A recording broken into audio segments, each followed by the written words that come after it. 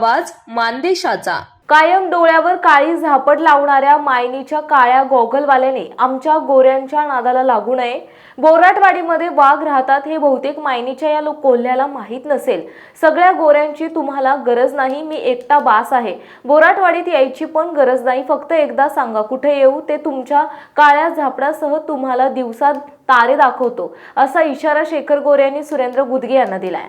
मानखटाव विधानसभा मतदारसंघातील भाजपचे उमेदवार आमदार जयकुमार गोरेंच्या प्रचारार्थ बनगरवाडी येथे गाव भेटी दरम्यान ते बोलत होते। शेखर गोरे पुढे बोलताना म्हणाले, राज्याचे उपमुख्यमंत्री देवेंद्र फडणवीस यांना पुन्हा भाजप महायुती सरकारमध्ये मुख्यमंत्री करण्यासाठी आपण सर्वांनी त्यांची ताकद वाढवणं गरजेचं आहे। यासाठी मानखटावचे भाजपचे उमेदवार आमदार जयकुमार गोरे यांच्यासह कराड, उत्तर, दक्षिण, सातारा मतदारसंघातील भाजपच्या उमेदवारांना मोठ्या मताधिक्याने निवडून विधानसभेत पाठवा, असे आवाहन सातारा जिल्हा बँकेचे संचालक शेखर गोरे यांनी केले।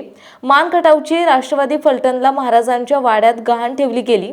जोपर्यंत त्यांच्या दावणीला मानखटावची राष्ट्रवादी आहे तोपर्यंत मानखटावमध्ये राष्ट्रवादी पक्षाचा आमदार होणे अशक्य आहे।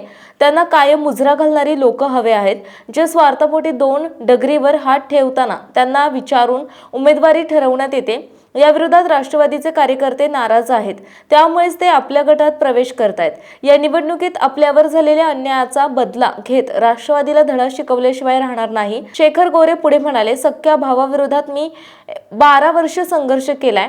राष्ट्रवादीने माझ्यावर अन्याय केला ते बरेच झाले, नाहीतर आम्ही कधीच एकत्र आलो नसतो।